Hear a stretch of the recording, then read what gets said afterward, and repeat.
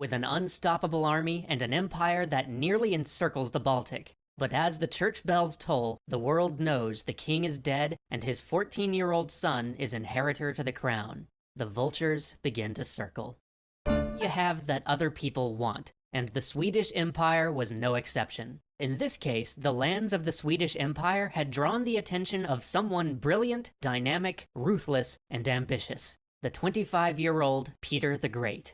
Peter had a love of the West. He was drawn to all things European. He saw the future of Russia not to the south or the east, but chasing the setting sun. He saw that future in becoming part of the great European economic system. But there was one obstacle to this grand design. He needed a port in the Baltic. He needed a way his ships could sail west bearing Russian goods or projecting the might of Russian arms. But the Baltic ports that Russia had once held had all been gobbled up by the Swedish Empire. Now it was time to take them back. But Peter wasn't alone. The king of the Danes had long chafed under the idea that traditionally Danish land in southern Sweden had been taken from them by the Swedish Empire, and he longed to get it back. And Augustus, the king of Poland-Lithuania, found an intriguing prospect within the Swedish borders as well. You see, the Polish-Lithuanian king was an elected title without much power, but he wanted to become a hereditary monarch, ruling over Poland-Lithuania as many of the other monarchs of Europe ruled over their domain. Right on his border, just inside the Swedish territory, was the small province of Livonia. The nobles there offered to declare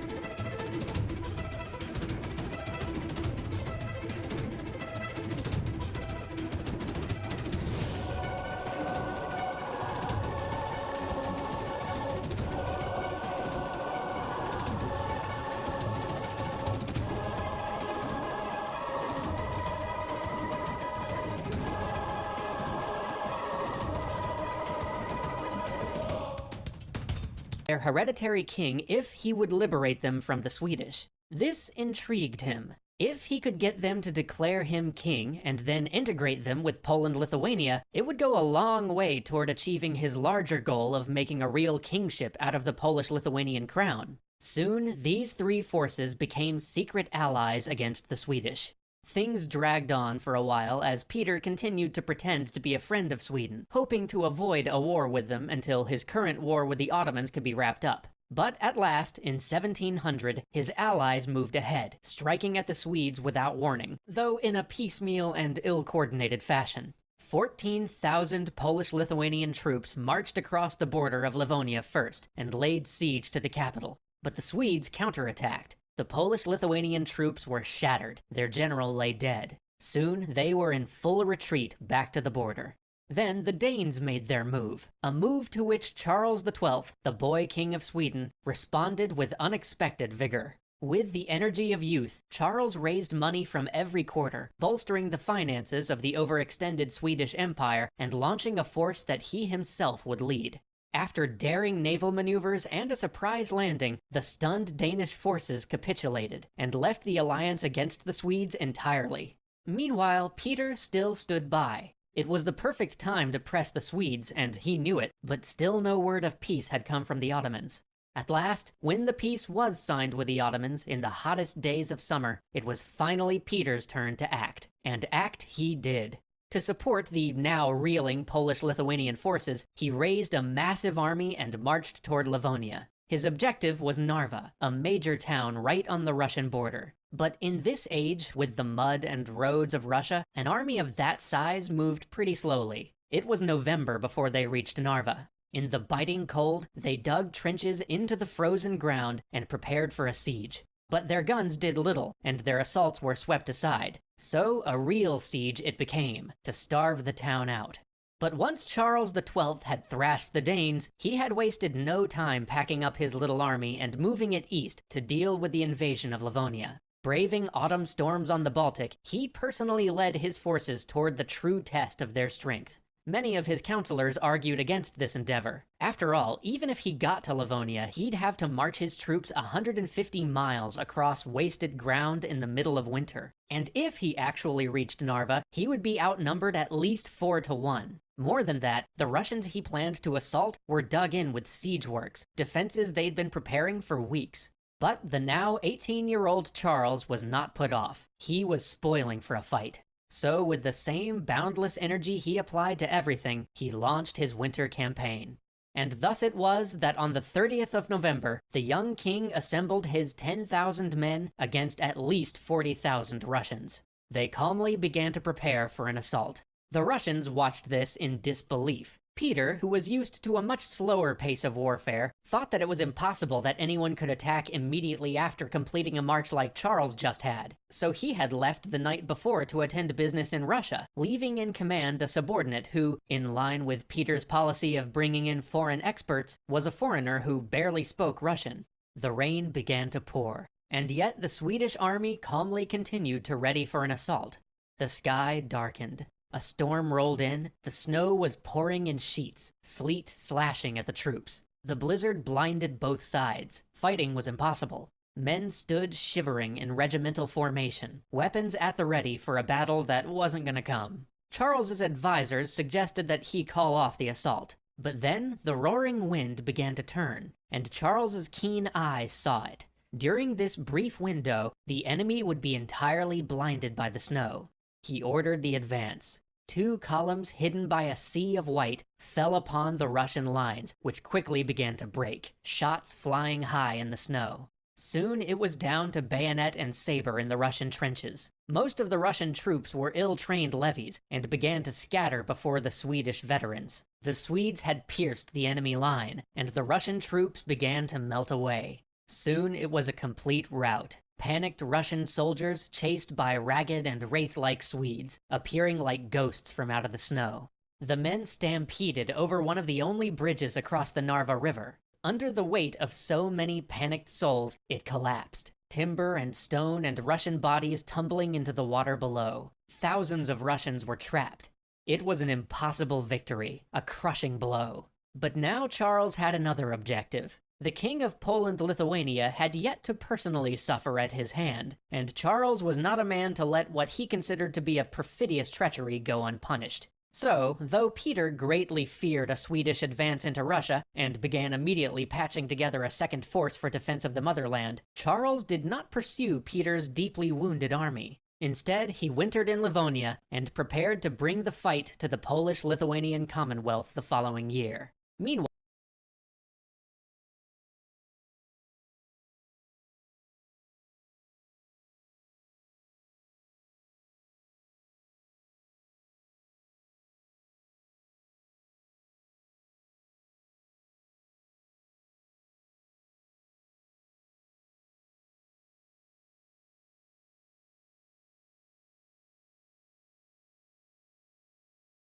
the Danes effectively out of the war, Charles planned to descend with the full force of his victorious army upon the one enemy that remained to him, Augustus, King of Poland-Lithuania.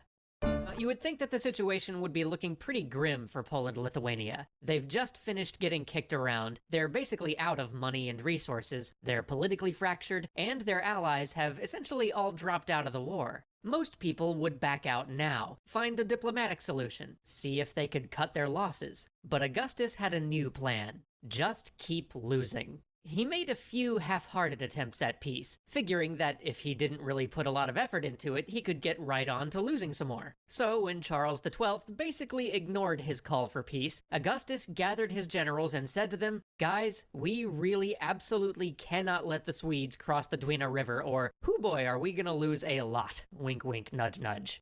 And with that, his commanders set out to meet what supporting troops the Russians could give them, which surprisingly was actually more men than they were fielding themselves. Proceeding with the plan, the main Polish-Lithuanian commander managed to deceive himself into thinking that the Swedes were going to land miles from where they were, and went personally with the best of his troops to defend a place where really nobody was going, all while leaving 2 non-military men basically in charge of the real army. Unaware of this, and so undaunted by Augustus's fearsome plan, Charles XII landed where everybody knew he was going to land all along, except for this master of self-deception. Yet still, despite all of this, the odds for the Polish-Lithuanian forces seemed pretty good. They outnumbered Charles 3-1, and they were dug in, while Charles would have to manage an amphibious landing and assault their entrenched positions. As dawn just barely broke through the darkness, the Swedes filled boats with damp straw and set them alight, sending them sailing towards the shore, great plumes of smoke obscuring their approach. The Polish-Lithuanian cannonades fired, and the clever floating counter-batteries of the Swedes sang. Under this bombardment, the troops approached, and in the first vessel against all entireties sat the Swedish king Charles XII. He landed with his grenadiers. The Polish-Lithuanian troops fell upon him, planning to push him back into the waves, but they faced the best of the Swedish regiments, led personally by their king. The Swedes did not falter. The Polish-Lithuanian troops fell back, and the Russians fled in a screaming panic, many having never fired a shot. At last, though, the Polish-Lithuanian commander returned with all the troops he had taken with him, and the Polish-Lithuanian forces assailed the Swedes again. But Swedish reinforcements had now landed, and they were now much greater in number. Again, the Poles and the Lithuanians were beaten back, and then a third time, at which point the Polish-Lithuanians were basically like, you know what, screw this, let's go home. Which was a pretty good thing for Charles, because having come from ravaged Livonia, he basically started this whole campaign with no supplies whatsoever. He did manage to capture plenty after the battle, though, and was now well on his way to being ready for a good long fight. Augustus, realizing now that the Swedes were clearly not caving before his plan to just keep losing, went back to the drawing board. Now he had an even better plan. Now he would just keep losing even more. And so, while Charles wintered in Wergen, throwing snowballs at his officers and breaking their windows so that they didn't fall too much in love with comfort, Augustus prepared for his next near miss. This time, he was to get himself trounced in a swamp. It was a near-run thing for a while. For a moment, it looked like the Polish-Lithuanian forces might accidentally prevail. Augustus was in a good position, surrounded by woods and boggy terrain. He outnumbered the Swedish forces 2-1, and there was just no way the Swedes were gonna drag their cannon through that morass. It was touch and go for a bit, hard fighting for the Swedish forces, who were, as usual, exhausted from Charles's relentless marches. So then Augustus, nice fellow that he was, managed to let the Swedes take over his camp and turn his own artillery on his troops while they tried to retreat through a marsh. Yet still, Charles was not cowed by Augustus's mighty strategy of just keep losing forever. And so Augustus refined his plans even further. He realized now that this approach had been too complex thus far, too multifaceted. He would now simplify it, put it in layman's terms. His new plan was losing, keep doing.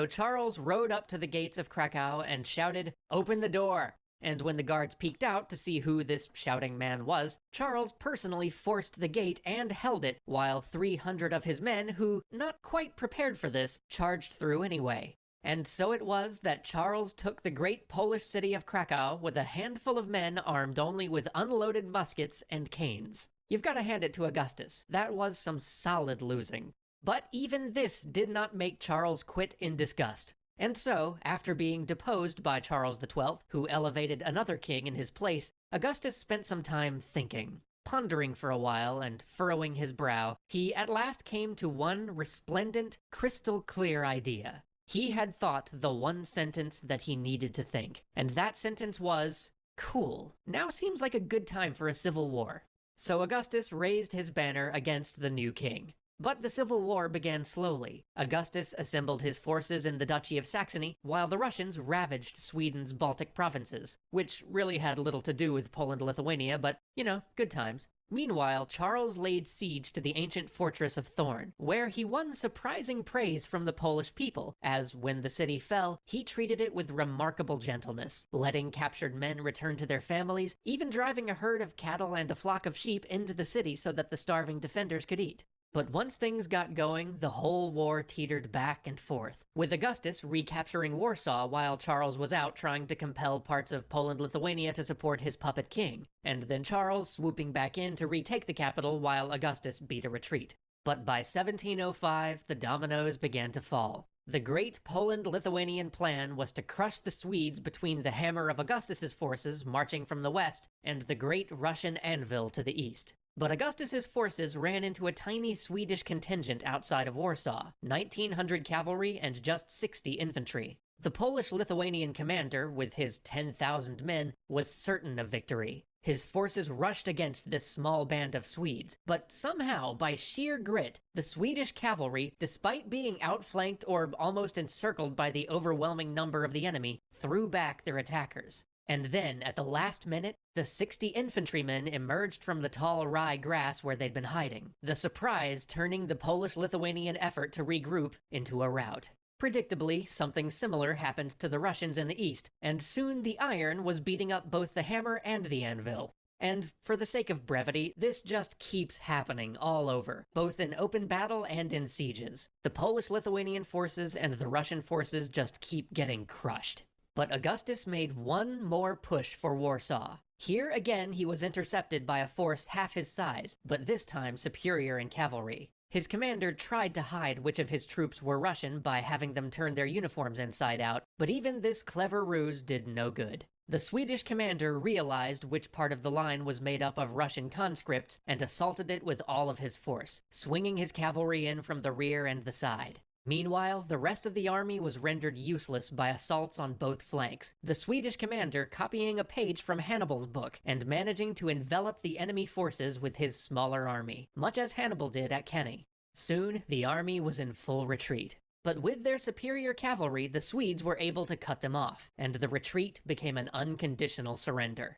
No longer able to field an army, Augustus was forced to sign a humiliating peace, giving up his kingship, abandoning his alliance with Russia, and acknowledging Charles's puppet king of Poland-Lithuania.